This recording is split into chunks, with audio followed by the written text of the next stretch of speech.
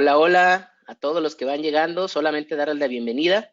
Estamos obviamente unos minutos previos a iniciar. Bienvenidos y gracias por su puntualidad. Ahí está el chat abierto si alguien quiere ir comentando algo, pero empezaremos eh, a las 5 de la tarde. Bienvenidos todos.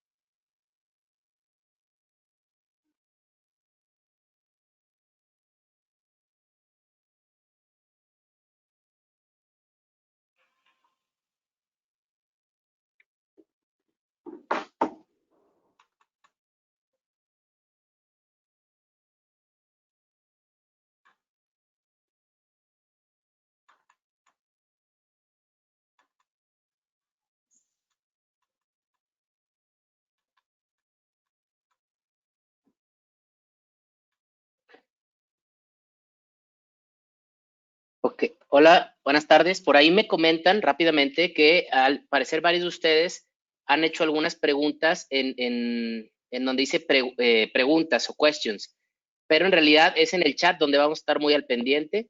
Entonces, quien quiere escribir cualquier cosa, ¿no? Por favor, yo voy a estar al pendiente como coordinador aquí en el chat, donde dice chat tal cual, para poder estar leyendo sus comentarios, preguntas y cualquier otra situación, ¿vale?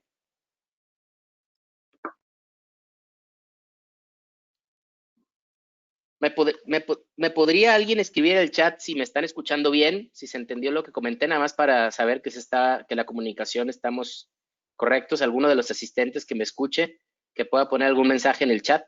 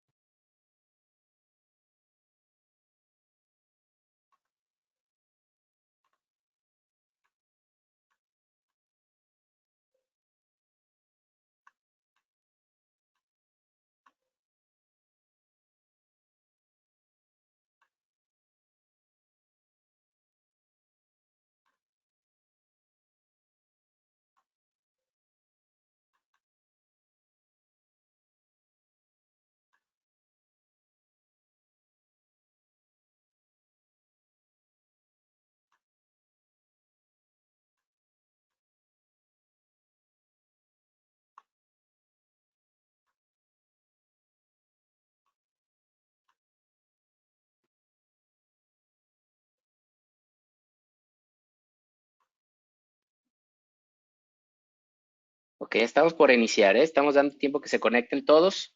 Citamos a las 5, pasando apenas las 5. Nada más estamos revisando por qué no puedo leer a nadie en el chat. Estamos revisando ahí un detalle. La gente de Aspen está checando ese detalle.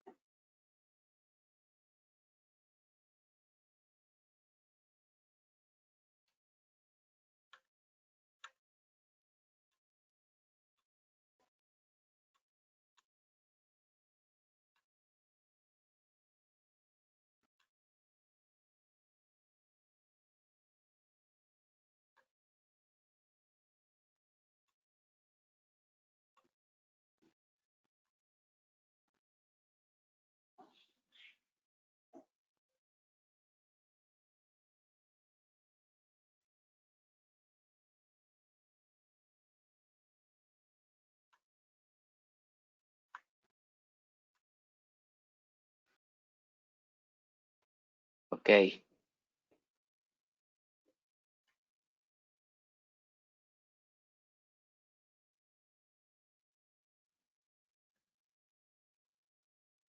Muy bien, pues no sé qué estará pasando. Algo está pasando con el chat. Ahorita espero que la gente de Aspen nos ayude, eh, porque no, permíteme un segundo, me están preguntando aquí en el chat.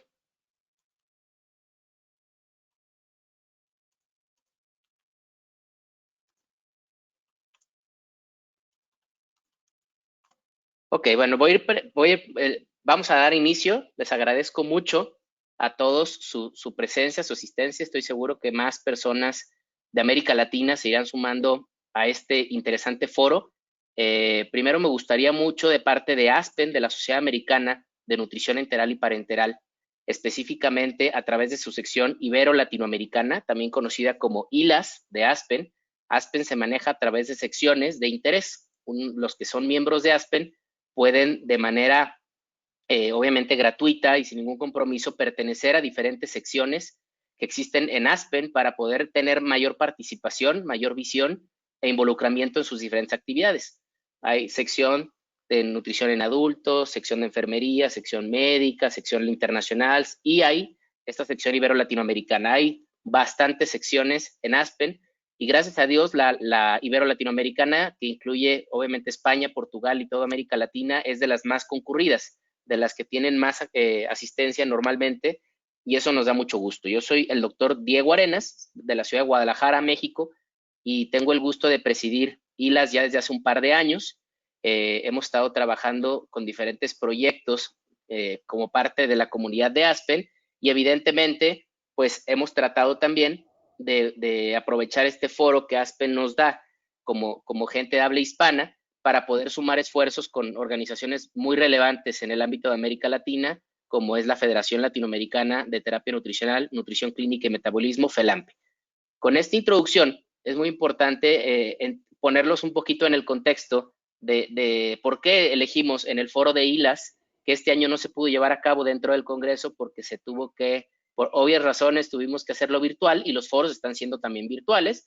Eso les está dando quizá a muchos de ustedes la oportunidad de participar por primera vez, y esperamos que evidentemente se involucren más tanto en Aspen, ¿no?, como en ILAS, si deciden en algún momento ser miembros de Aspen. Recuerden que sus sociedades locales, ahorita van a escuchar el currículum de Diana, que es nuestra invitada de honor, que ella pertenece a la Asociación Colombiana de Nutrición Clínica, y probablemente muchos de ustedes conocen a las sociedades locales de sus países, que son las organizaciones oficiales de la FELAMPE. A través de esas organizaciones, muchos de ustedes pueden tener acceso a membresías preferenciales para Aspen, y obviamente tener acceso a toda la gama de eventos educativos y cuestiones muy valiosas que Aspen organiza continuamente: libros, journals, webinars, guías y otras cosas de muy alto valor. Entonces, estamos literal en un evento oficial de Aspen. Sin embargo, la sección latina eligió el tema de la nutrición clínica y derechos humanos, el impacto de la Declaración de Cartagena, puesto que esto llevamos ya un año trabajando, más o menos, bueno, más de un año, ¿no, Diana? Pero un año de que se firmó esta declaración, que tiene sus orígenes ya hace más de 10 años en otra declaración, que era la Declaración de Cancún, 12 años de hecho. Entonces, es un intento muy valioso, no un intento, sino que ahora Diana está llevando este proyecto de aterrizar cómo la nutrición clínica realmente debe ser un derecho humano. Ya les explicará ella el cómo y en las acciones específicas que quisimos darles a conocer a través de este foro, para que se sumen, para que participen, para que lo conozcan, para que lo difundan, para que lo hagan una realidad en donde estén, en su institución, en su hospital, en su práctica clínica, en cualquier país de América Latina. Entonces, me permito presentar a Diana y cederle la palabra para que ella pueda compartirles ampliamente de qué se trata esto, que, insisto, es probablemente el proyecto de gestión más importante que exista en América Latina en cuestión de nutrición clínica, y es una declaración que involucra sociedades como Aspen, sociedades como ESPEN, que es la sociedad europea, sociedades como PENSA, que es la sociedad también asiática, entre otras muchas organizaciones que firmaron esta declaración y se comprometieron a darle seguimiento y llevarlo a cabo con la práctica. La doctora Diana Cárdenas, ¿sí?, es editora en jefe de la revista de Nutrición Clínica y Metabolismo, que es el journal oficial de la Asociación Colombiana de Nutrición Clínica desde el 2017, y es profesora de la Facultad de Medicina de la Universidad del Bosque en Colombia, en Bogotá. Previamente trabajó en la UNESCO, en la Oficina Regional para América Central, en donde ella estaba a cargo del programa de bioética. Ella es médico de profesión, con una maestría en Ciencia y Nutrición de la Universidad Diderot de París. También tiene un máster en Ciencias Políticas y Relaciones Internacionales de la Universidad de Lyon, y tiene un PhD en Filosofía de la Universidad Franche Comté. Esas sí se las debo porque está en francés, pero en Francia. Ella ha estado trabajando en el campo de la bioética y de los derechos humanos toda la última década, y su foco es en investigar justamente cuál es el link entre la ética y la nutrición clínica. Es actualmente miembro y colaborador de la Asociación Colombiana de Nutrición Clínica, con la cual liderea la implementación del programa de esta Declaración Internacional del cuidado nutricional, de los derechos al cuidado nutricional, y la pelea de Fight Against Malnutrition, ¿no?, pelear contra la desnutrición, que es la Declaración de Cartagena. Insisto, es una declaración de FELAMPE, y curiosamente Aspen también tiene un programa que es la semana de Malnutrition Awareness Week. Entonces les digo, se trata de ir creando awareness, de ir creando conciencia y de ir creando acciones concretas para poder pelear contra la desnutrición hospitalaria y cambiar esta situación que todos vemos día con día en nuestros hospitales. Ella es miembro también y colaboradora de la Sociedad Francófona de Nutrición Clínica y Metabolismo y de ESPEN, de la Sociedad Europea de Nutrición Clínica y Metabolismo. Y además, bueno, pues es alguien que ha tenido la oportunidad de conocer muchas regiones del mundo. Actualmente tenemos el gusto de contar con ella en la Ciudad de México, donde reside actualmente. Entonces, como verán, tiene una visión muy internacional de las cosas y por eso es un gusto, Diana. Te agradezco muchísimo que hayas aceptado la invitación de ASPEN, de la sección ibero-latinoamericana, para compartirnos algo en la cual me consta has trabajado muy duro y que se necesitan muchas manos y muchas voluntades para que esto se pueda ir volviendo una realidad con el paso del tiempo. Te cedo la palabra, Diana. Gracias por tu participación. A ti, Diego, muchísimas gracias por esta invitación. Me siento de verdad muy honrada y es un honor y todo un placer poder dar esta charla en un espacio tan importante como ILAS, la sección ILAS de ASPEN. A todos los que nos están viendo y escuchando, pues bienvenidos. Espero que las próximas veces sean en contacto, pero me encanta que aquí ya hemos tenido la oportunidad de llegarle a más gente. Vamos a hablar de un tema muy importante, nutrición clínica y derechos humanos, cuál es la relación entre ellos y qué impacto ha tenido la Declaración de Cartagena. Antes de comenzar el tema, no quería dejar pasar este momento para hacer un muy pequeño homenaje a estos dos grandes seres humanos que nos dejaron el mes pasado de febrero. El doctor José Félix Patiño Restrepo y el doctor Stanley Dudrick fueron dos personalidades que marcaron la historia de la medicina y la historia de la ciencia. Hicieron aportes grandísimos a la ciencia y esos aportes nos permiten hoy poderle dar una mejor calidad de vida a nuestros pacientes. Nos ha permitido, sin lugar a duda, salvar a muchísimos pacientes. Los vamos a recordar seguramente por todos sus aportes en la ciencia, en la medicina, pero sobre todo por su calidad humana. Muy especial, el doctor Patiño me acompañó desde los inicios de mi carrera en nutrición clínica durante mi internado en la clínica Hospital Fundación Santa Fe de Bogotá. Siempre fue un ejemplo y siempre lo recordaré por el nivel y el alto estándar humano y ético que le dio a la práctica de la medicina. Esta foto me gusta mucho, esta foto me gusta porque fue la última que me tomé con él, fue hace un año en el curso interdisciplinario de terapia metabólica y nutricional de la Fundación y acababa el doctor Patiño de salir de estar hospitalizado, salió de la UCI y sin embargo allí estaba con una fortaleza física y mental, estaba lúcido como lo permaneció hasta sus últimos días. Para mí siempre será un ejemplo y espero en verdad nunca defraudar. Entonces vamos a hablar de un tema que por supuesto a mí me apasiona. Yo espero que ustedes salgan de aquí con muchas ganas de leer sobre el tema. Y es la nutrición clínica y los derechos humanos. Para ello vamos a hablar, hacer tres partes o tres puntos. Primero, ¿por qué una declaración? ¿Qué justifica que tengamos hoy que luchar contra la malnutrición o desnutrición, que aquí vamos a usar de manera sinónima? ¿Qué justifica esta declaración? Segundo, vamos a decir, ok, el cuidado nutricional es un derecho humano y lo vamos a demostrar. ¿Y qué implicaciones tiene esto? Algunos de ustedes podrían decirme, bueno, la terapia nutricional o el cuidado nutricional puede enmarcarse dentro del derecho a la alimentación o el derecho a la salud. Yo les voy a mostrar que desde el año pasado podemos hablar de un nuevo derecho humano, un derecho humano emergente, que hemos llamado el derecho al cuidado nutricional. Eso es lo que les voy a intentar mostrar en estos próximos minutos. Entonces, ¿por qué una declaración para luchar contra la desnutrición? Todos sabemos bien que la prevalencia de la nutrición es entre el 30 al 60% según el país, según el tipo de herramienta que se utilice o criterios diagnósticos o según la población. Aquí tenemos resultados propios, resultados de Latinoamérica recientes, ¿sí? Que van a ser próximamente publicados en la revista de Clinical Nutrition, la revista europea. Son resultados de un estudio que hicimos con la Asociación Colombiana de Nutrición Clínica con todos los datos del Nutrition Day. Para los que no conocen el Nutrition Day, recuerden que ese es un gran estudio internacional multicéntrico transversal con un punto de prevalencia de 30 días, el cual en un día recoge un montón de diversos criterios sobre el cuidado nutricional. Y con este estudio lo que quisimos mirar fue la prevalencia del riesgo nutricional a través de la herramienta MST y qué impacto tenía sobre los diferentes desenlaces clínicos. Y vemos primero que la prevalencia del riesgo nutricional en la población latinoamericana es del 41%, en Colombia del 38%, Y esto en una población muy importante, a nivel del mundo son 155.000 pacientes y en Latinoamérica, entre Colombia y Latinoamérica son más de 15.000. Entonces son resultados sólidos que nos muestran un problema muy importante. Este estudio se ha realizado en Colombia desde el 2009, nunca se ha parado y siempre ha tenido el apoyo de la industria farmacéutica. AWOT apoyó hasta el 2015 la realización de este estudio en Colombia. Entonces vimos que el riesgo nutricional o el tamizaje, el tamizaje identifica el riesgo nutricional, es el inicio del cuidado nutricional. Si identificamos a nuestros pacientes en riesgo, vamos a poder hacer un diagnóstico nutricional y ese diagnóstico nos va a permitir hacer un plan terapéutico y que el paciente reciba la terapia nutricional adecuada. Sin embargo, ¿qué vimos en nuestro estudio? Vimos que muy pocos pacientes, aquí vemos en verde los pacientes que no tienen riesgo nutricional, un MST inferior a 2, y en azul, pacientes que tienen riesgo nutricional.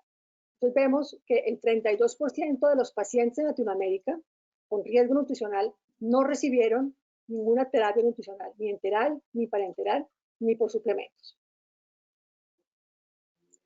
Miramos entonces en un análisis multivariado cuál es el impacto del riesgo nutricional sobre diferentes desenlaces, la mortalidad hospitalaria y la posibilidad del alta hospitalaria al hogar. Y vimos cómo los pacientes que tienen riesgo de desnutrición tienen hasta casi 2 veces mayor probabilidad de morir a los 30 días que el paciente que no tiene riesgo nutricional. Y el paciente que tiene riesgo nutricional tiene menor probabilidad de tener un alta a domicilio. Entonces vemos claramente con una población muy importante colombiana y latinoamericana el impacto del riesgo nutricional sobre los desenlaces clínicos de los pacientes. También quisimos mirar otro punto muy importante. Este artículo aún no ha sido publicado. Aquí quisimos mirar también con resultados del Nutrition Day del mismo periodo, 2009-2015. Quisimos mirar el impacto de la ingesta de alimentos sobre los mismos desenlaces, mortalidad a 30 días y egreso a domicilio. Tenemos datos muy interesantes. Pudo calcular el porcentaje de pacientes que no comen nada y que podían comer, es decir, que no tenían una orden de nada vía oral.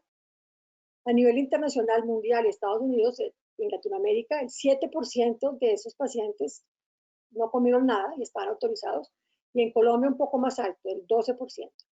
Eso tuvo un impacto muy importante en los desenlaces. Miren, casi 6 veces más la probabilidad de mortalidad a los 30 días y una disminución muy importante de probabilidad de egreso a domicilio.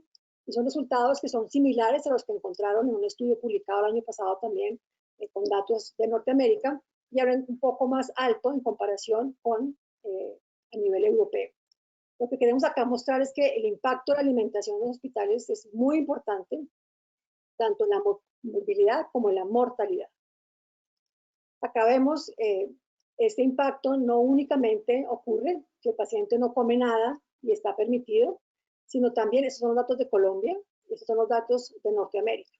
Vemos cómo, aunque el paciente coma un cuarto del plato, ya tiene hasta más de 3 veces el riesgo de morir a los 30 días. Entonces, el impacto tanto del riesgo nutricional como de la ingesta durante la hospitalización es muy importante.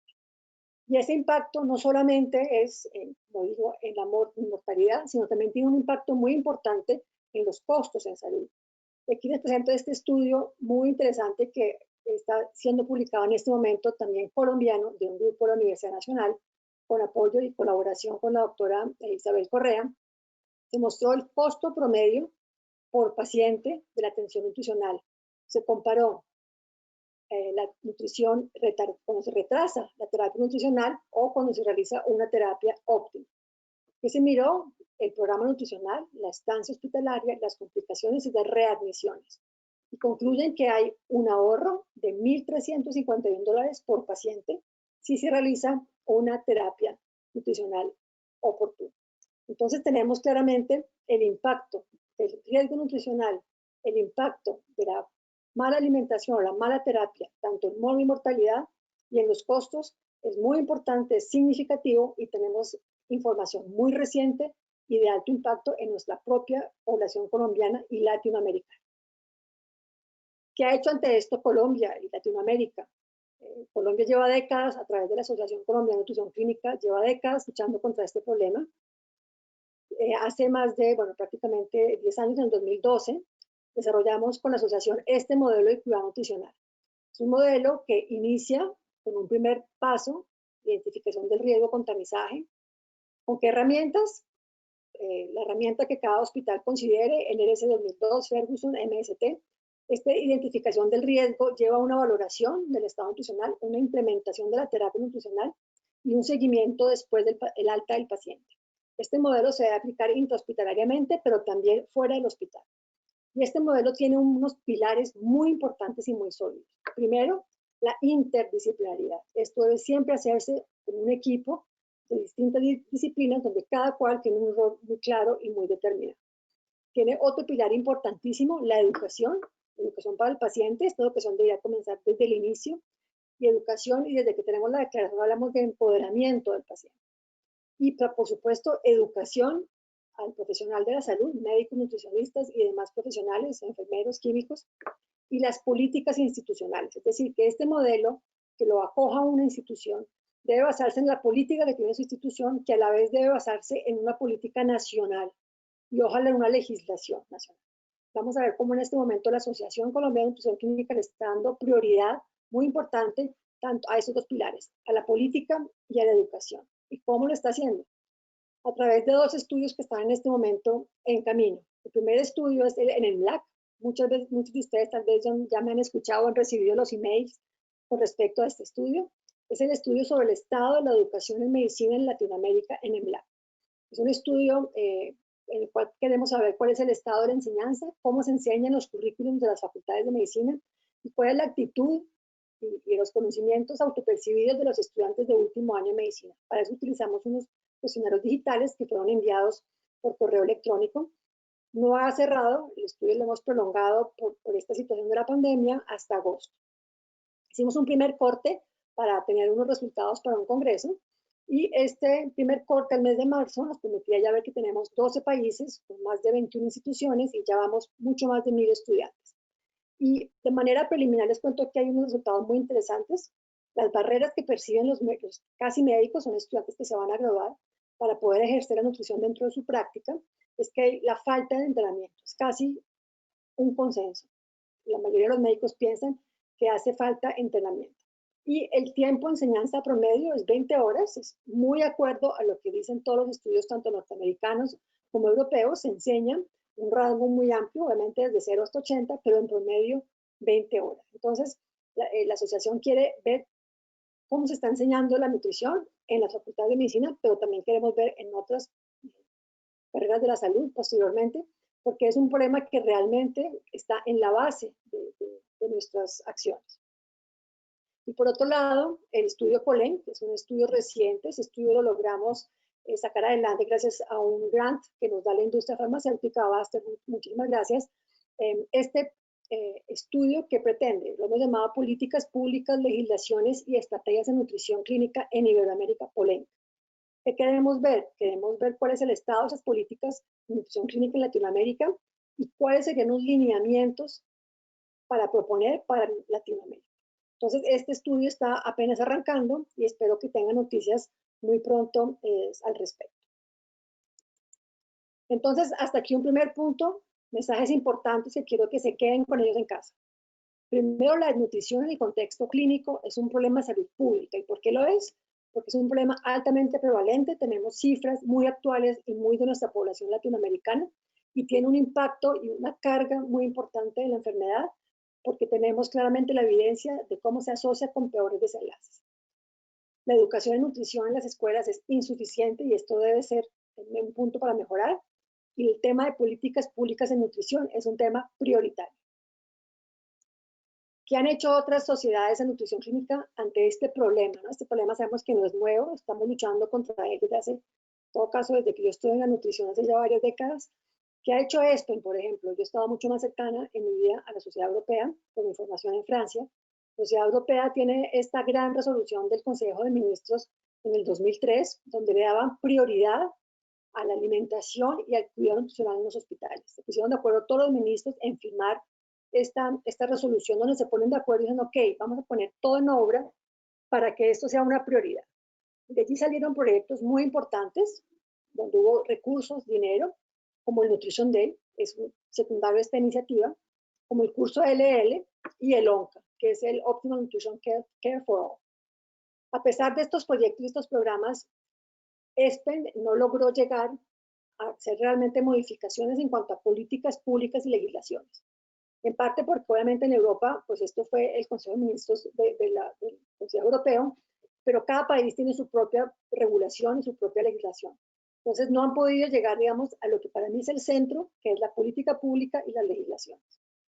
Y Aspen, por supuesto, que tiene, como lo dijo Diego, la semana de la nutrición clínica y la lucha por la nutrición, y tiene un grupo de trabajo y de interés sobre políticas públicas en este tema.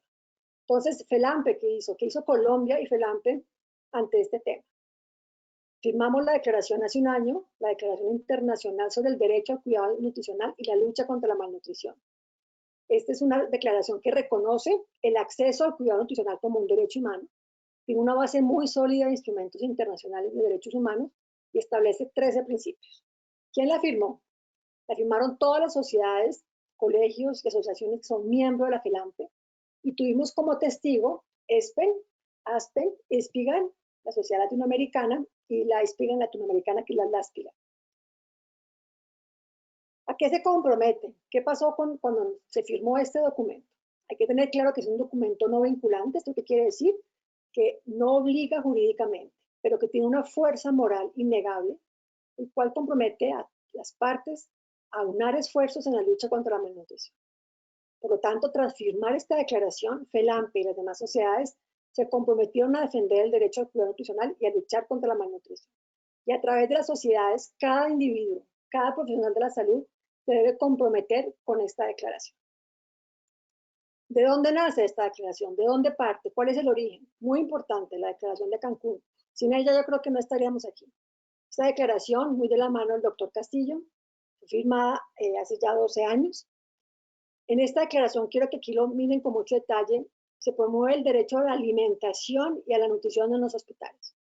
10 años después, el doctor Charles Bermúdez tiene la idea de una nueva, de rendirle homenaje a esta declaración, y muy de la mano de Humberto Arenas, en el FELAMPE del 2018, se realizó un espacio de discusión, de reflexión para poderla actualizar. Como es un tema al cual yo había manejado desde hace ya varios años, pues tuve la oportunidad de redactar esta declaración con el apoyo de muchos profesionales y líderes latinoamericanos que dieron un aporte importantísimo en cuanto a los contenidos de los principios. En el 2019, entonces, en la ciudad de Cartagena, Colombia, en el marco del 33 Congreso Colombiano, se firma la declaración, donde reconocemos no el derecho a la alimentación, sino el derecho al cuidado nutricional. ¿Cuáles son los objetivos de la declaración? Y aquí la invitación mía es a que descarguen, consulten esta declaración, la lean, se la apropien. Está publicada en la revista de Nutrición Clínica y Metabolismo, la cual pueden acceder de manera libre, no tiene costo. Hay un suplemento especial publicado el año pasado donde está la declaración y una serie de artículos, aproximadamente 10, donde les explicamos todo sobre la declaración. De manera muy breve quiero resumir los objetivos. ¿Para qué hicimos esta declaración? Con el objetivo de promover el respeto a la dignidad humana, de la misma manera que los demás derechos humanos que conocemos respetan esta dignidad, nuestra declaración también.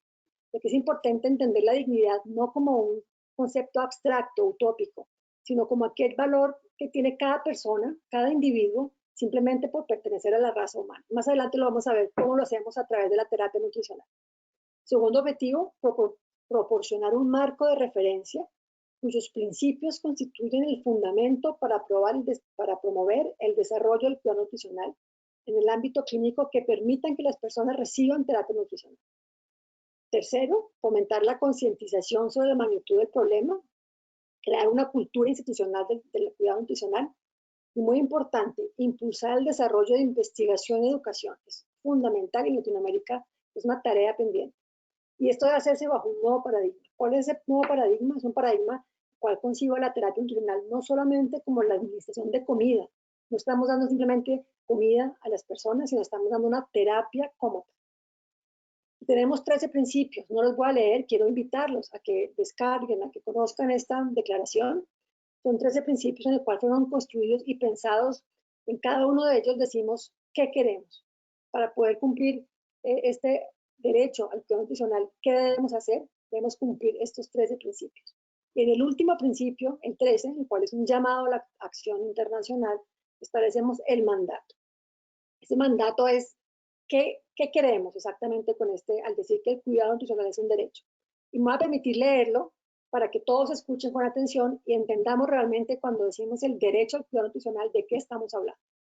Entonces, la FELAMPE insta a los Estados y al Consejo de Derechos Humanos de las Naciones Unidas a reconocer la presente declaración y, por lo tanto, el derecho al cuidado nutricional como un derecho humano, y a que se garantice a todas las personas, especialmente a los enfermos con o en riesgo de nutrición, acceso al cuidado nutricional y, en particular, a la terapia nutricional óptima y oportuna, con el fin de, entre otros, reducir las elevadas tasas de desnutrición asociada a la enfermedad y de mortalidad asociadas.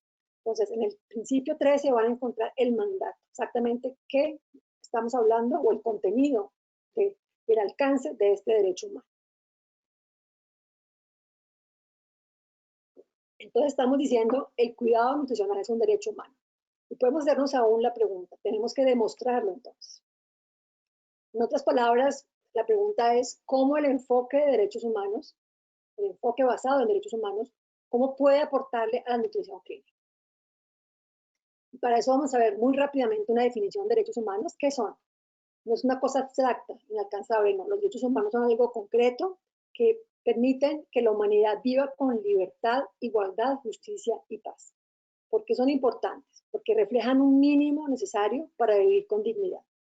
¿Y cuáles son sus características? Los derechos humanos deben ser universales, inalienables, interconectados, indivisibles y no discriminatorios.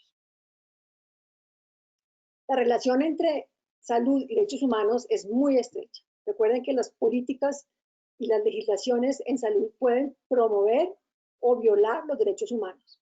Por otro lado, también las violaciones de derechos humanos o la protección de derechos humanos resultan en la salud o en la enfermedad. Y recordemos que la enfermedad depende de la relación de la persona, del individuo con el medio ambiente. Pero la mayoría de los determinantes de la salud están fuera del sistema de salud y están en aquellas o en la posibilidad de acceder a diferentes derechos como el derecho a la educación, el derecho a la información, el derecho al agua y el derecho a la alimentación. Y es por esto que la salud y los derechos deben informarse e inspirarse entre sí. Entonces, el derecho a la alimentación claramente está en la Declaración Universal de Derechos Humanos del año 48 como parte de un derecho más global que tiene la persona a un nivel de vida, a un nivel adecuado para tener salud, bienestar y también incluir los alimentos.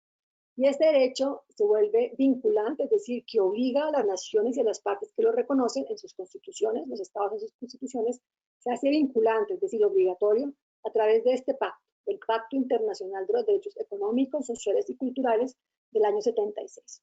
Y allí hay dos artículos que le dan el contenido y la normatividad a este derecho. El artículo 11 afirma que la existencia del derecho de toda persona a estar protegida contra el hambre y la malnutrición. Y el artículo 12 afirma que el derecho a una alimentación adecuada se realiza cuando cada hombre, mujer y niño, solo o en comunidad, tiene física y económicamente en todo momento acceso a alimentos suficientes o a los medios para obtenerlos. Es muy importante que miremos esta definición del derecho a la alimentación. ¿Eso qué quiere decir? Que la persona que se beneficia de este derecho es un individuo que es capaz, que debe tener las posibilidades que el Estado le ha dado para él acceder y poder comprar y tener los alimentos. En caso de que no pueda, el Estado puede beneficiarlo a través de acciones humanitarias. Entonces, las normas del derecho a la alimentación son, por un lado, el derecho a una alimentación adecuada y el derecho a estar protegido contra el hambre y la malnutrición. Y en este contexto, entonces, podemos decir que el hambre y las formas socioeconómicas de la desnutrición se enmarcan dentro del derecho a la alimentación. Y ese es un problema gravísimo. La FAO, la Organización de las Naciones Unidas para la Agricultura, es el que lucha por un mundo sin hambre. Esos son datos del 2018, donde vemos cómo después de una mejoría, una disminución de los niveles del hambre, desde 2015, pues otra vez se agrava esta problemática a nivel mundial. Y no quisiera ver los resultados del próximo año. Con la pandemia realmente este problema va a agravarse de una manera muy significativa. ¿Y cómo explica las Naciones Unidas, cómo explican esta problemática? si sabemos que de antemano que hay suficiente comida para alimentar al planeta. Entonces, la FAO propone esta trayectoria, desde una trayectoria que va del acceso inadecuado a los alimentos a las múltiples formas de malnutrición. Acá vemos cómo partimos de la inseguridad alimentaria. Hay una alteración en el consumo de alimentos, tanto en cantidad, calidad y en continuidad, que en últimas lo que lleva son diferentes formas de malnutrición. Malnutrición infantil, carencias de micronutrientes y sobrepeso y obesidad. Entonces, ante este panorama y el panorama que vimos inicial de la desnutrición asociada a la enfermedad en el contexto clínico, ¿ustedes creerían que podíamos explicar la problemática de la desnutrición en el contexto clínico de la misma manera? Pues yo diría que no, y ante eso hemos trazado esta trayectoria desde la enfermedad a las diferentes formas de desnutrición asociada a la enfermedad. Acá tenemos la enfermedad aguda o crónica, con una carga de la enfermedad y carga de la inflamación muy importante, que va a llevar a unas adaptaciones metabólicas, a unos cambios metabólicos que podemos llamar adaptativos, que en última se van a traducir en una elevación del gasto energético, aumento del catabolismo, y nos va a llevar a diferentes formas de malnutrición o de nutrición asociada a la enfermedad, tal y como las definen las diferentes sociedades internacionales en nutrición clínica. Entonces, para un poco redondear este tema, tenemos el derecho a la alimentación y el derecho al cuidado nutricional. Partimos de dos puntos distintos. Por un lado, la inseguridad alimentaria y por otro lado, la enfermedad. De la inseguridad alimentaria nos va a llevar a la desnutrición asociada a factores socioeconómicos, al hambre, y la enfermedad a la desnutrición asociada a la enfermedad, que ya vimos en un componente metabólico, inflamación, etc. Aquí la persona, en este contexto de salud pública, la persona, no diría el paciente, sino la persona tiene el derecho a alimentarse. La persona es una persona autónoma que es capaz de por sí misma decidir y ir a buscar su alimento y alimentarse. En el contexto clínico, el paciente debe tener el derecho a ser alimentado. Es una diferencia importantísima porque, por supuesto, que el paciente decide si quiere o no, pero necesita de un grupo de expertos que determinen una indicación médica. La terapia nutricional es claramente una indicación médica. El paciente da su aprobación, pero el paciente no decide si tiene parenteral o enteral o suplementos. Necesita que una tercera persona, el grupo interdisciplinario o el especialista en este campo, decida y ponga la indicación médica de una terapia nutricional. Entonces hay una diferencia muy grande entre considerar que la persona tiene el derecho a alimentarse y el derecho a ser alimentado. Por lo tanto, en este contexto de salud pública, hablamos del derecho a la alimentación y en el contexto clínico podemos, y la propuesta es hablar de un derecho al cuidado nutricional. Entonces, ¿es posible definir la desnutrición asociada a la enfermedad en el marco del derecho a la alimentación? Pues la respuesta, ya la contestamos, es no. El paciente tiene el derecho a ser alimentado y no a alimentarse. Por lo tanto, el paciente tiene el derecho a recibir una terapia nutricional óptima y oportuna. Entonces ya podemos estar más tranquilos y decir, espero que estén todos de acuerdo conmigo, espero preguntas, si esto, alguien tiene una objeción, hay muchas formas de ver esto y espero esas preguntas. El cuidado nutricional es un derecho. Y diciendo esto, tenemos que poder definirlo. Tenemos un artículo entero dedicado a esto en la revista de Nutrición Clínica. Como cualquier derecho humano, debemos tener un fundamento. ¿Qué fundamenta este derecho? Unos beneficiarios y unos titulares de deberes y un alcance muy definido. Entonces, claramente el fundamento de esta declaración, de este derecho, es la dignidad humana, como todos. Como les dije, la dignidad humana no es algo abstracto, inalcanzable. Esta dignidad humana es aquel valor que tenemos cada persona por ser simplemente humanos. La gente no tiene precio, la gente tiene una dignidad. Y esta dignidad podemos reconocerla y valorarla al momento de administrar una terapia nutricional, cuando respetamos la autonomía, la decisión del paciente y cuando respetamos su religión, el significado, el simbolismo que puede tener la nutrición, etc. Entonces, a través de la terapia nutricional podemos respetar la dignidad humana y este derecho trata de esto, de respetar esa dignidad a través de la terapia nutricional. Podemos definir unos titulares de deberes, ¿sí? Aquí los que deciden políticamente, los legisladores, los policy makers, los académicos, los directores de hospital y todos nosotros, el personal de salud. Podemos definir un alcance y un contenido, como les digo, se encuentra en el principio número 13, y este contenido se refiere a entender la nutrición, el cuidado nutricional como un proceso. Nosotros en la asociación hace 2 años definimos 5 pasos, Aspen define 4, Aspen define 4, ESPEN define 7 pasos. Lo importante es que sepamos que el cuidado nutricional es un proceso, cada etapa se interrelaciona y en esta declaración lo hemos sintetizado a 3 pasos: detectar, donde hay un tamizaje y un diagnóstico; nutrir, donde hay un plan terapéutico y una terapia nutricional; y el vigilar y el monitoreo de la terapia nutricional. Entonces, el alcance de este derecho humano y el contenido es entender el cuidado nutricional como un proceso. ¿Y quién es el beneficiario? Por supuesto, todos los pacientes, no únicamente en el hospital, sino también en el contexto clínico, desde el primer nivel de atención en salud hasta el nivel más alto. Entonces, el alcance, aquí es lo que ya les dije al principio, el principio número 13, vamos a encontrar el contenido y el alcance de este derecho al cuidado nutricional. Muy importante saber, como les dije en la definición, derechos humanos son interrelacionados, los derechos humanos siempre se interrelacionan entre sí, y no podemos concebir el derecho al cuidado nutricional por fuera del derecho a la salud y el derecho a la alimentación. Están interconexionados. Segundo punto, entonces, mensajes importantes para quedarse en casa. La Declaración de Cartagena por primera vez reconoce al cuidado nutricional como un derecho humano. No estamos hablando del derecho a la alimentación, estamos hablando de un nuevo derecho humano, o como el término es, un derecho humano emergente. Este derecho se fundamenta en el respeto a la dignidad humana, reconoce los titulares y beneficiarios y limita un alcance y contenido que acabamos de ver. Y este derecho se relaciona estrechamente con el derecho a la salud y el derecho a la alimentación. ¿Qué implicaciones tiene este derecho? El hecho de que lo reconozcamos como sociedad civil, como sociedad académica, ¿qué implica? En otras palabras, cómo el enfoque basado en derechos humanos puede aportarle a la nutrición clínica. Primero, identificar objetivos y prioridades. Lo hicimos determinando 13 principios. ¿Qué queremos hacer para que se reconozca este derecho?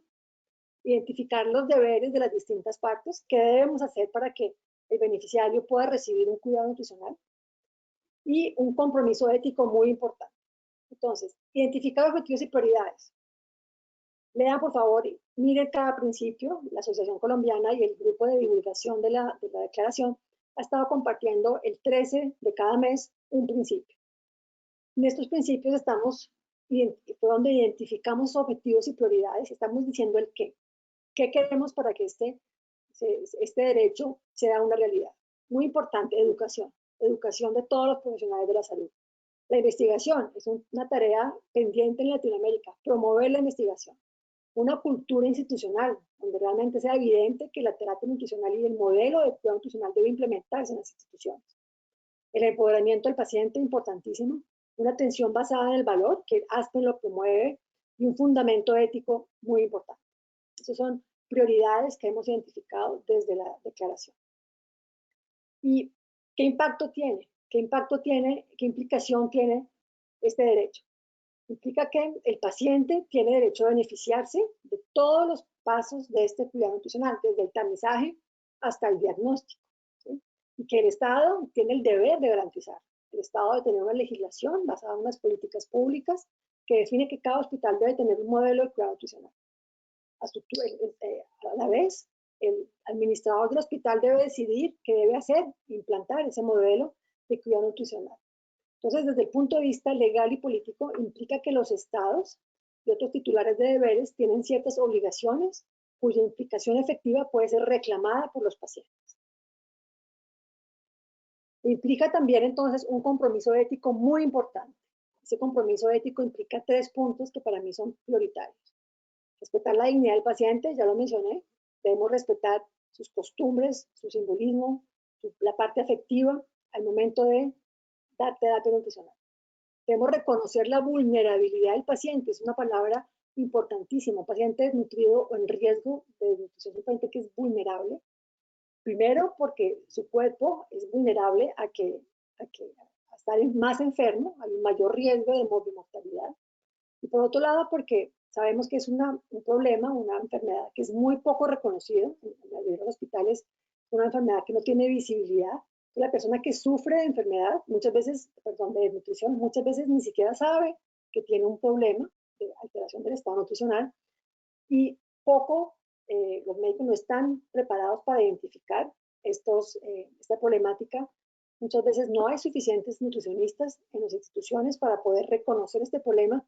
Entonces, el paciente nutrido es claramente una persona vulnerable. Y muy importante, hay un compromiso para promover la justicia y la igualdad. Es decir, que todos los hospitales y todas las personas deben tener acceso a este cuidado nutricional. Ahora bien, estamos de acuerdo, espero que todos estén de acuerdo en que el cuidado nutricional es un derecho humano. Tenemos una justificación muy importante, tenemos cómo definirlo. Ahora, esto no se puede quedar simplemente en un papel, en algo muy bonito que firmamos en Cartagena y nos tomamos la foto. Esto debe ir más allá, esto debe traducirse en hechos. Es decir, ya sabemos el qué, tenemos unas prioridades. Ahora debemos ver cómo lo vamos a hacer para que esto sea una realidad. Me parece que es lo más difícil y lo que nos queda por delante es muy importante. Entonces, ¿cómo lo vamos a lograr? Vemos la trayectoria de la declaración, desde el antecedente importantísimo de la declaración de Cancún, en ese antecedente muy importante de Guadalajara, con el doctor Bermúdez y el doctor Humberto Arenas, la firma la declaración, pero este no fue el fin. O sea, esto yo lo digo muchas veces, no, el fin no fue firmar la declaración. Realmente es lo que sigue, donde realmente tenemos los principales retos. Entonces estamos en esta etapa de implementación y hemos tenido dos objetivos principales. Primero, desarrollar una caja de herramientas. Esta caja de herramientas nos va a permitir traducir el qué en cómo. Entonces, si el principio 2 es que el cuidado nutricional debe ser concebido como un proceso, pues vamos a tener una herramienta que le diga a las instituciones, a la persona que quiera, que no sea experto en este campo, cómo instaurar, cómo implementar un proceso de cuidado nutricional en la institución. Este está en proceso, hemos tenido algunos, digamos, retrasos por la pandemia, porque estamos todos muy ocupados, pero es la prioridad de este año, sacar adelante las herramientas. Y muy importante, un grupo internacional donde vamos a poder unir fuerzas, y ya no solamente la Asociación Colombiana de Nutrición Clínica, ni FELAMPE, sino ya vamos a hacer todas las sociedades internacionales luchando por este mismo fin. Hoy justamente recibimos la noticia que ASPEN se compromete a ser parte de este grupo. ESPEN tenemos apoyo desde enero. Entonces ya tenemos el compromiso de ASPEN, de ESPEN, para tener un grupo internacional que sea capaz de darle visibilidad a este derecho humano. Seamos capaces de llegar en últimas a Naciones Unidas, a la Comisión de Derechos Humanos, para que este derecho humano sea reconocido como tal. Entonces, a través de este grupo vamos a pensar en diferentes estrategias, diferentes ideas, por ejemplo, un observatorio de este derecho humano, como se hace para otros observatorios. Vamos a definir indicadores. ¿Qué indicadores tenemos para este derecho humano? La cantidad de pacientes que se hace tamizaje, por ejemplo, es un indicador de este derecho humano. Entonces, aquí es un espacio donde con las diferentes sociedades internacionales vamos a poder definir claramente estrategias para que esto que hicimos en la Declaración de Cartagena pueda realmente tener un efecto político muy importante. En últimas, ¿qué es lo que queremos entonces? Es que todas estas acciones podamos generar unas políticas públicas que se traduzcan en unas leyes para poder desarrollar que se proteja y que se reconozca este derecho humano y tener este proceso de cuidado nutricional en esta cultura institucional en todos los niveles de atención en salud. En últimas, ¿qué queremos? O sea, realmente, si soñamos y que esto realmente va a tener un impacto que vamos a poder medir, estaremos contribuyendo a los objetivos de desarrollo sostenible de Naciones Unidas, donde claro que tiene, está un poco borroso aquí, pero claro que tiene un objetivo el cual pretende disminuir a cero el hambre y la desnutrición en el mundo, pero de todos los indicadores, tanto de este objetivo como de los demás, hay más de 170 metas, ninguno abarca este problema particular de la desnutrición asociada a la enfermedad. Entonces, poder identificar y reconocer este derecho humano, hacerlo realidad, estaremos contribuyendo en nuestros países a avanzar en esta Agenda 2030 de desarrollo sostenible. Entonces, para terminar, mensajes importantes para quedarnos en casa. El cuidado nutricional es un derecho humano emergente. Espero que todos estén de acuerdo y todos de aquí en adelante me ayuden y nos apoyen en promover.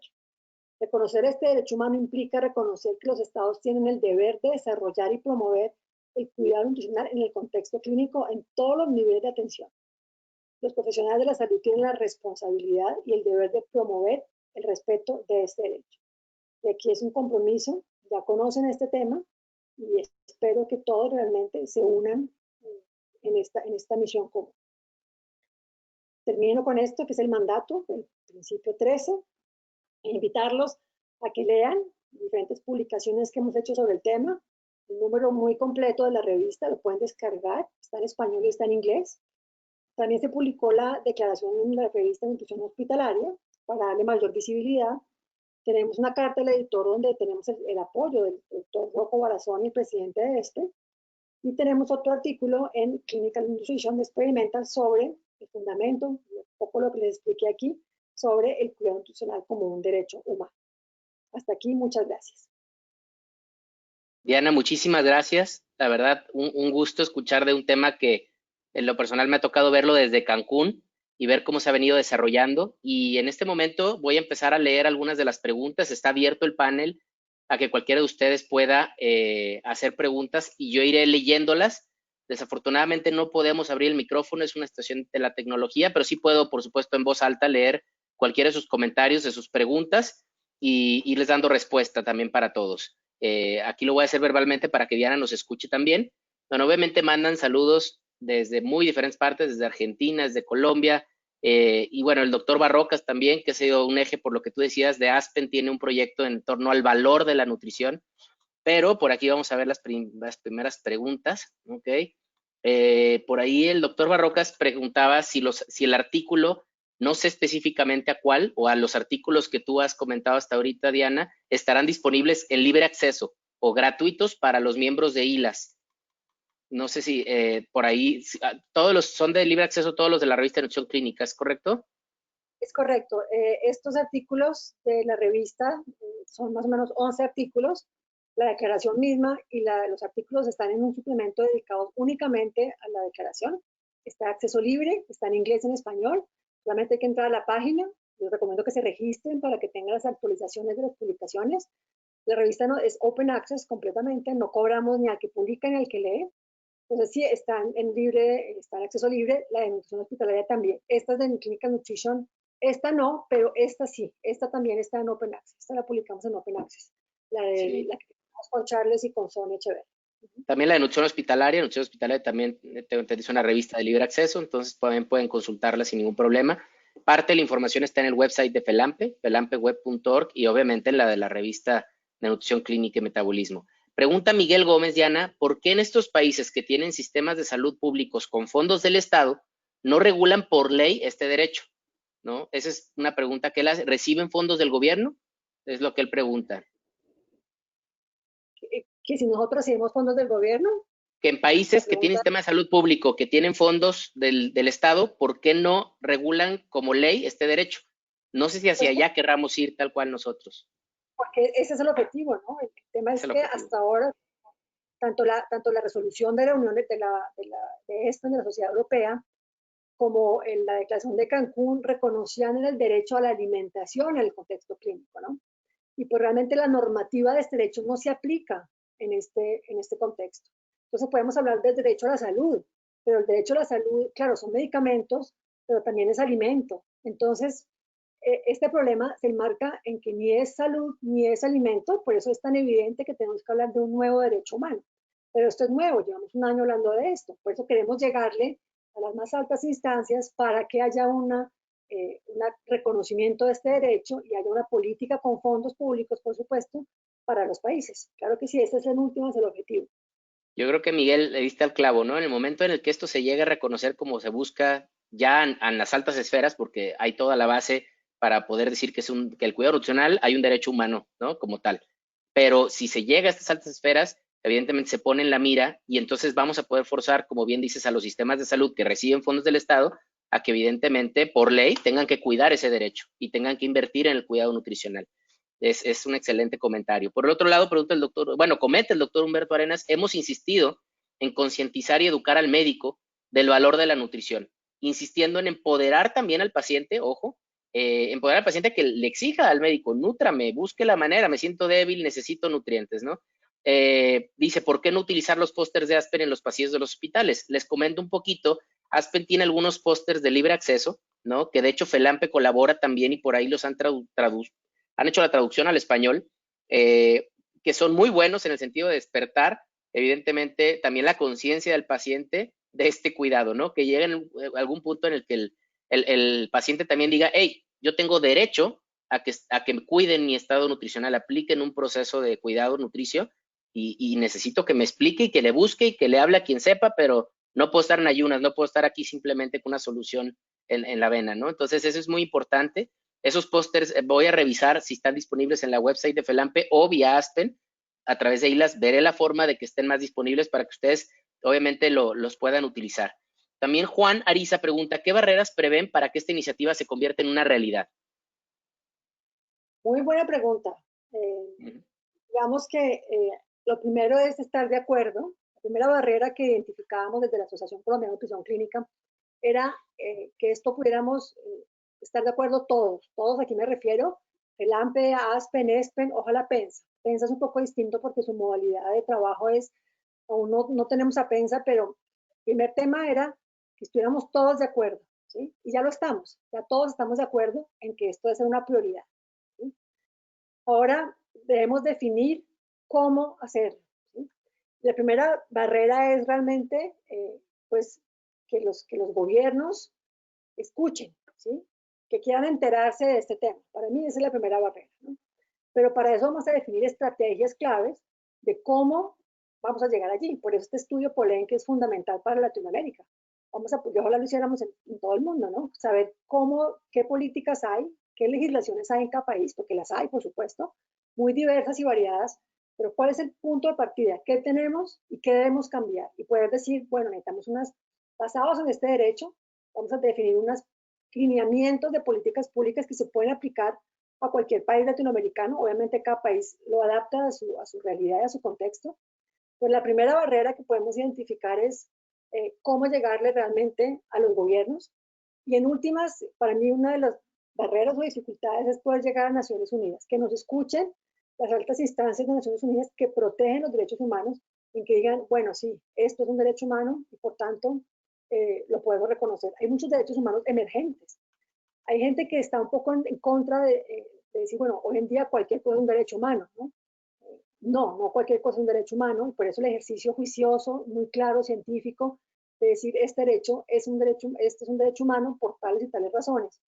Entonces, hay muchos ejemplos de derechos humanos emergentes y Naciones Unidas deberá en algún momento escucharnos y decir, la OMS, por supuesto, y Naciones Unidas en cuanto a las entidades que protegen estos derechos humanos, en que se reconozca. Si se reconozca allá arriba me refiero a Naciones Unidas, OMS, los gobiernos nos van a escuchar. Entonces, para mí esas son como las primeras barreras, pero yo creo que en este Task Force, en este grupo internacional de trabajo, vamos a mirar las estrategias para que podamos llegar allá. Esto no es un tema a corto plazo, yo creo que es un tema a mediano y largo plazo, pero está el apoyo de todas las sociedades, el apoyo de FELAMPE, el apoyo de la Asociación Colombiana, de ESPEN, de ASPEN, y entre todos vamos a lograrlo. Y de hecho es por lo mismo es que dimos el tema de la Declaración de Cartagena, que para que ustedes como líderes de opinión, que pueden estar aquí, que puedan ir creando esta conciencia que, como bien comenta Diana, va a llevar un tiempo, pero definitivamente es algo en lo que coincidimos todos. Y de hecho el doctor Mazoto de Costa Rica comenta que definitivamente está de acuerdo en que el cuidado nutricional es un derecho humano, y en sus últimas conferencias de Costa Rica a eso se ha dedicado, a transmitir esto, ¿no? Como líder de opinión a las nuevas generaciones. También María Isabel Pedreira de Freitas, un gusto, hasta Brasil, pregunta, ¿qué hacer para que los médicos permitan que los pacientes puedan beber el agua hasta 2 horas antes de la cirugía y 6 horas para el sólido, que es parte del protocolo de recuperación acelerada, ERAS? Y pues, no sé, Diana, con tan poquitas horas de educación nutricional del médico y esos mitos que difícilmente se rompen, no sé si tengas alguna recomendación para Isabel, cómo hacer que nosotros como médicos entendamos que esto científicamente está mostrado que no es cualquier líquido, que ciertos líquidos inclusive le pueden ayudar a la evolución del paciente. Pues yo creo que la nutrición está llena de mitos y lleno de falsas ideas que nos cuesta mucho sobrepasar. Muchísimas, hay muchísimas. Me parece que es un tema de perseverancia. Hay que hablarle a nuestros colegas porque son siempre nuestros colegas los que dicen, no, no, el ayuno hasta 12 horas y a veces 24, si no se lleva cirugía 3 días en ayuno y es normal, hasta para el mismo paciente es normal. Entonces yo creo que hay que hablarles lenguaje claro, técnico, científico. Mire, esta es la evidencia. ¿Sí? No lo digo yo, no lo dice Fleita y tal, lo dice, la evidencia es esta. Además, si usted lo hace, mire cuánto se va a ahorrar en morbilidad, en mortalidad y en costos. Exacto. Hay que mostrarle esta evidencia a sus colegas e ir más allá de los administradores. Es un tema muy largo y mucha gente le cuesta cambiar, pero hay que perseverar, hay que realmente insistir y no dar, pues, mantener la lucha y se va a lograr. Esto cuesta, pero los cambios se van a hacer. Yo creo que diste en el clavo en 2 puntos. Uno es, hay evidencia y muy contundente del beneficio de un protocolo ERAS. Y dos, el tema de que genera costo-beneficio. Entonces hay que saber también llegar a los administradores para que desde arriba empiecen a gestionar el cambio en la actitud, sobre todo en instituciones donde sea más factible hacerlo como parte de una política, ¿no? Donde no cada médico decida, sino en este hospital se hace de esta forma. También el doctor Bermúdez, que ya lo has mencionado, porque ha sido parte fundamental de todo este relanzamiento de la Declaración de Cancún, justamente refuerza lo que comentas, el trabajo de Poleng, lo que busca es identificar esas barreras por país de la implementación de política pública. Es algo impresionante y que también podamos aprender cómo llegar a esos que toman las decisiones, ¿no? Entonces, gracias, Charles. Aprovechamos para agradecerte también todo tu apoyo, todo tu trabajo públicamente. Realmente ha sido un gusto ver también como nueva generación buscando liderar esto y gracias por tus comentarios. Isaías Clavijo comenta, la complejidad es convencer al personal médico de los beneficios de este derecho, convirtiéndolo en eje primordial en el tratamiento del paciente. Yo creo que ese es el eje y partamos de que todos los que estamos aquí estemos hablando el mismo idioma. Es un derecho humano el cuidado nutricional. Practiquémoslo como tal, enseñémoselo así a las nuevas generaciones, a los alumnos, a los colegas, en el ambiente hospitalario, residentes. Esto es interdisciplinario, todas las disciplinas que están involucradas y poco a poco, Isaías, seguramente iremos agregándole, abonándole a que esto sea una realidad. La doctora Dolores Rodríguez, presidenta de FELAMPE, saluda a todos desde Guayaquil, Ecuador, y te pregunta, Diana, que si puedes comentar, por favor, sobre la opinión que ha tenido la Declaración de Cartagena a nivel ya de autoridades de salud y educación, por ejemplo, en el caso de Colombia. Bueno, en el caso de Colombia tuvo un apoyo desde el principio. El doctor Bermúdez logró gestionar ante la oficina de la primera dama, que es la que maneja los temas de malnutrición y nutrición en el país, hubo un apoyo directamente desde presidencia de la oficina de la primera dama y mandaron una representante del gobierno a la firma de la declaración.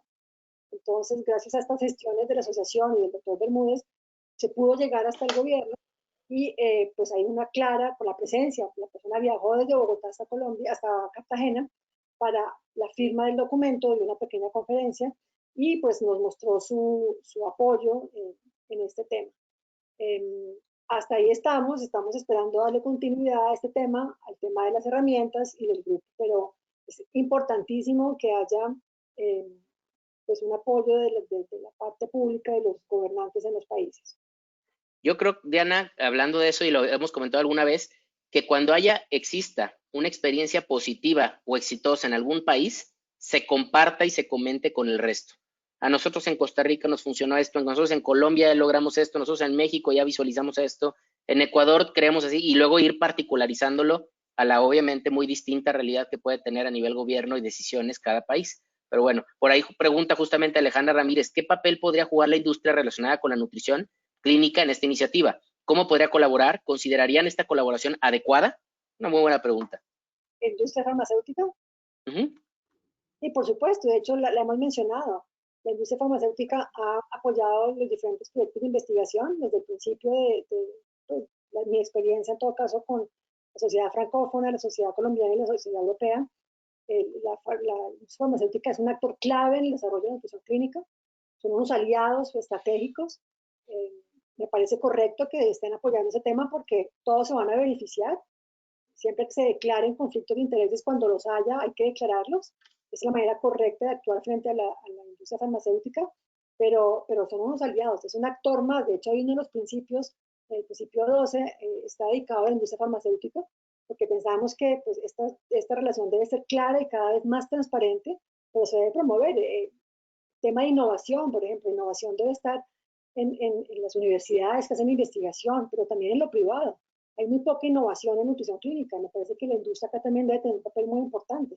Son unos aliados de todo esto.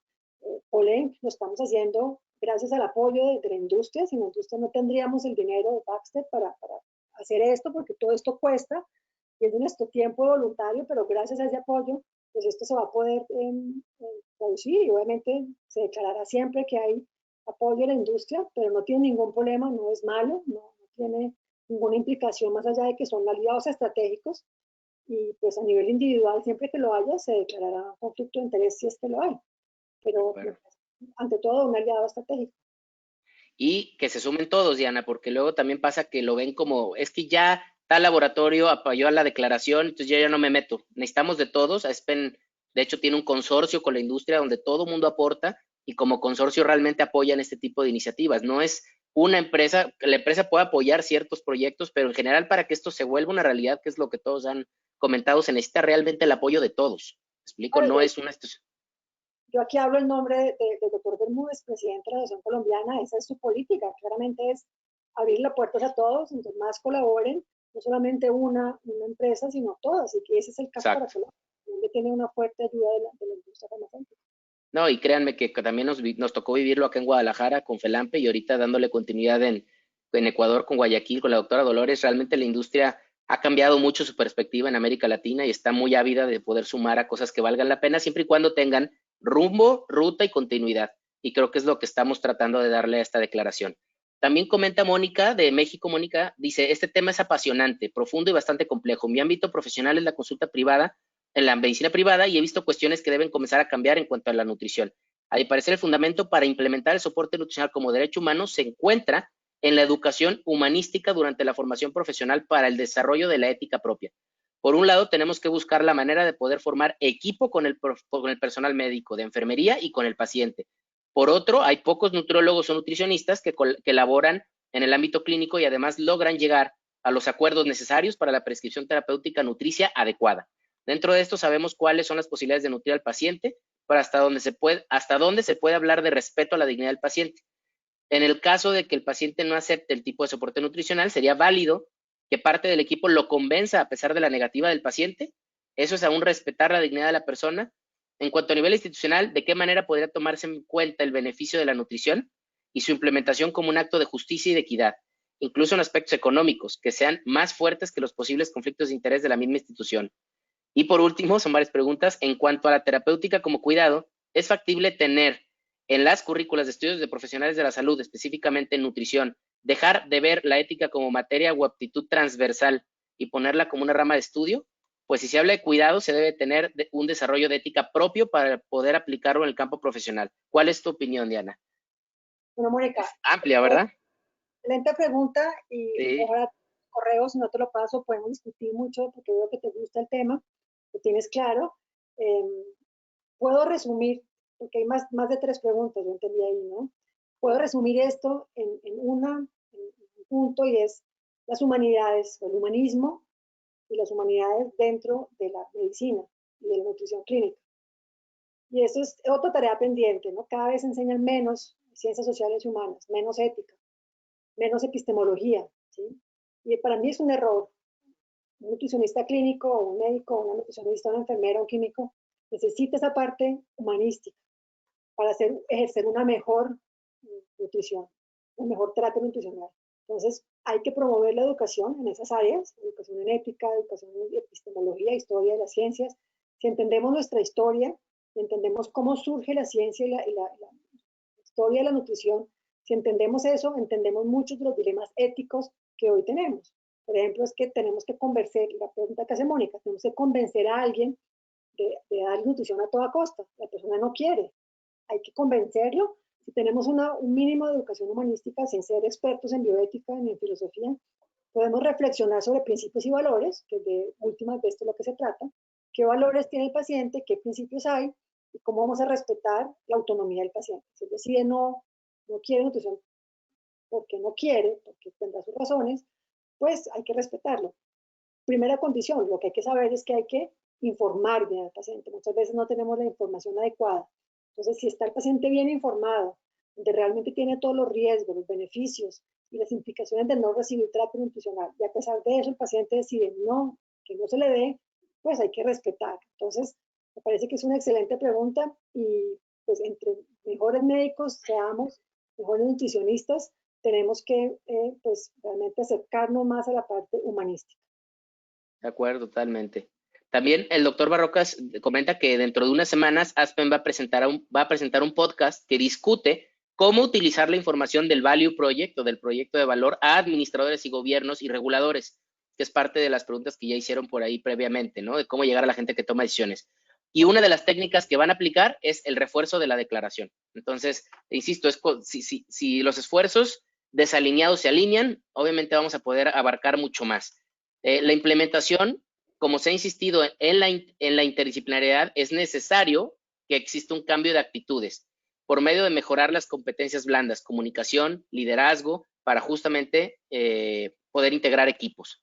También por ahí es un comentario del doctor Humberto Arenas, ahorita que decías, se enseña menos la ética, también las competencias blandas, últimamente nos hemos cargado mucho a la parte técnica, pero en realidad es el momento de volver también a las bases, que es primero una persona íntegra con competencias blandas, sobre ello se puede sumar cualquier tipo de competencia dura o técnica, pero lo importante es la parte humana, la parte blanda. Sonia Echeverry nos saluda también, ya por ahí también ella está participando ampliamente en esto desde Lisboa, Portugal.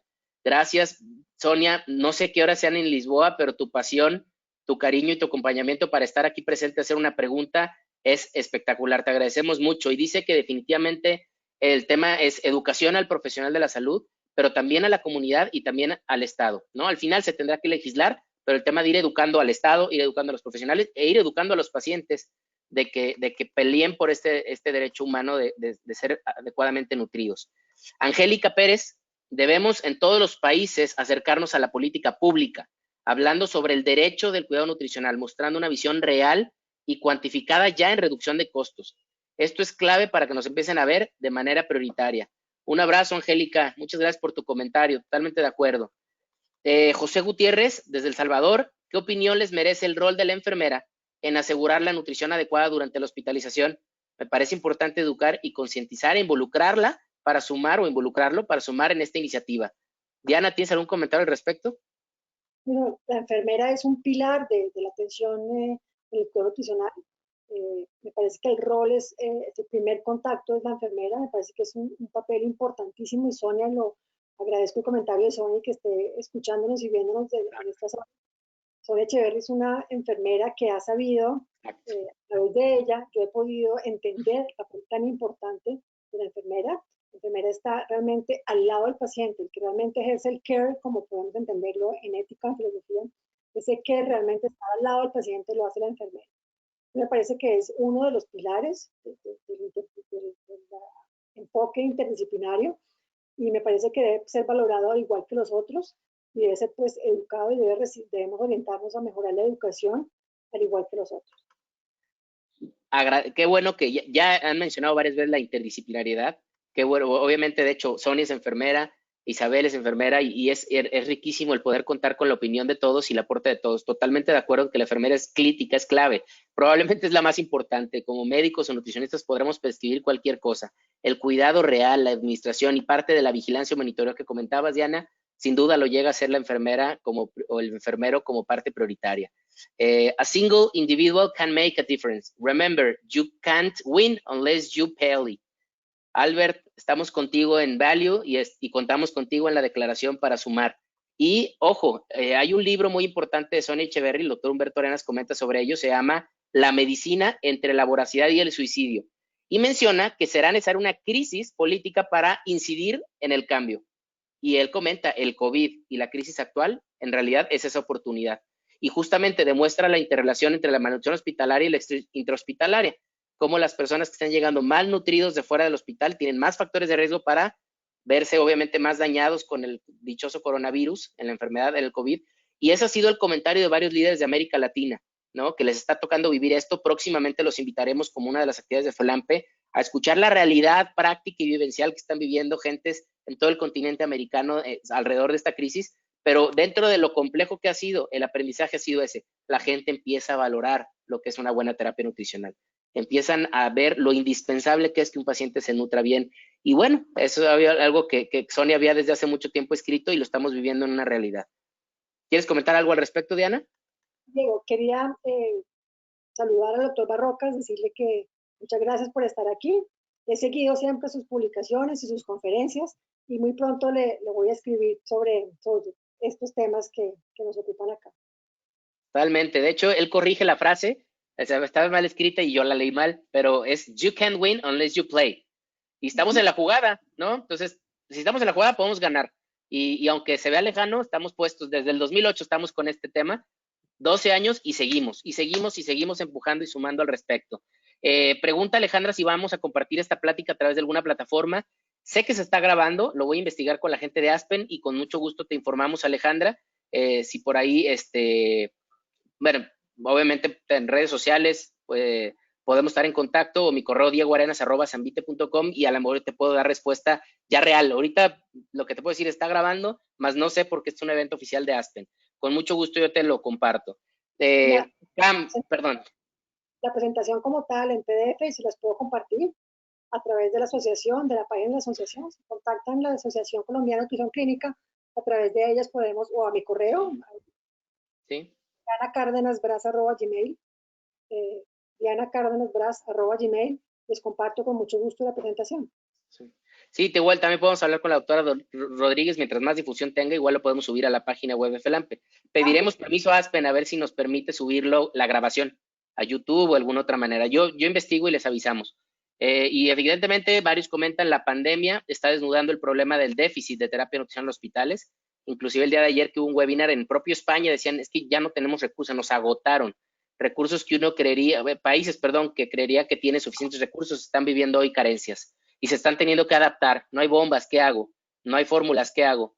Estamos aprendiendo muchísimo y evidentemente Vanessa también aquí se suma y nos comenta, es claro que nos queda mucho por hacer, pero este definitivamente es un paso importante multidisciplinario y multinacional. Gracias, Vanessa, Vanessa Fuchs, también saludos. Sin duda también tú eres parte de este esfuerzo continuo y te agradecemos tu presencia aquí. Tú tienes mucha influencia con mucha gente en el hospital y a través de tu investigación y de tu ciencia y ojalá nos puedas seguir apoyando en este esfuerzo tan importante. Pues bueno, como dice Albert, a seguir la lucha, ¿no? Gracias a todos por su asistencia. De verdad valoramos mucho de parte de ILAS, de Aspen. Y por último, antes de despedirme, y algo muy importante, en este esfuerzo de darle continuidad a las cosas, voy a ahora ver cómo puedo yo presentar una diapositiva. No sé si de Aspen me puedan, o tú, Diana, me tengas que pasar el control rápidamente para mostrar la diapositiva. Pero es importantísimo informarles a todos. Creo que por ahí, creo que tú me tendrías que dar el control. Pero, a ver. Yo creo que lo debe hacer desde Aspen. Bueno, híjole. ¿Se puede? My computer, bueno, lo importante es informarles a todos. Ya está. Pero denme un segundito y por favor ayúdenme a que todo el mundo se entere de esto. Es algo sumamente importante, ¿sí? Por lo mismo de esta situación que hemos vivido, ¿sí? FELAMPE tuvo que posponer su congreso al 2021. Algunas instituciones han decidido hacerlo en línea, ¿sí? Nosotros en FELAMPE consideramos que era mucho mejor darnos un espacio para volvernos a ver en persona y poderle dar continuidad a estos temas. Los invito, por supuesto, primero que registren ya desde ahora en su calendario. Tenemos la oportunidad de literal ahorrar y planear nuestras vidas en esta realidad que estamos viviendo para del 2 al 6 de julio podernos ver y darle continuidad a este tema en Guayaquil, Ecuador. Y los invito obviamente a estar en la página, a visitar la página felampe2021.org, donde podrán encontrar toda la información. Créanme que la declaración de Cartagena será parte importante de este evento, entre otros esfuerzos educativos, científicos y de relaciones públicas y de relaciones políticas que también FELAMPE está llevando a cabo. Agradezco muchísimo a Loisa como secretaria, a Dolores como presidente de FELAMPE, que también hayan permitido que este tema que se originó como tal en FELAMPE a través de la Asociación Colombiana de Nutrición Clínica pudiera ser presentado a todos ustedes en un foro de Aspen. Y Aspen ha sido clave, como ya les dijo Diana, contamos con su apoyo desde hace algunos años, hemos estado trabajando fuertemente en ello, con Aspen, y por eso sin duda agradecemos a Aspen que nos dé la oportunidad a través de ILAS, invitarlos a participar en las actividades de Aspen, invitarlos a ser parte de ILAS como miembros activos de Aspen y empezar a participar más en estas sociedades internacionales nos dará un enfoque internacional, que finalmente es lo que hemos venido reforzando. Este no es un tema latinoamericano únicamente o colombiano, es un tema totalmente internacional. Inclusive ya en prensa está un artículo en la Nutrition and Clinical Practice que liga la ética con el tema de COVID, y Albert nos está informando que se llama Ethical Framework for Nutritional Support Resource Allocation During Shortage, Lessons from COVID-19, y es de Open Access. Las lecciones que nos deja COVID-19 de cómo recolocar los recursos cuando tienes shortage, cuando te hacen falta los recursos, y qué tanto esto puede llegar a implicar aspectos éticos. Así que el tema es amplio, sigan leyendo al respecto y nuevamente les agradezco a todos su asistencia. Damos por terminado este webinar. Buenas tardes a todos, buenas noches ya a algunos en América Latina. Gracias. Diego, muchísimas gracias. Un placer, Diana, gracias a ti por estar aquí y seguiremos trabajando y cuenta con, de verdad, a nivel personal e institucional, nuestro apoyo. Muchas gracias y a todos un saludo. Saludos.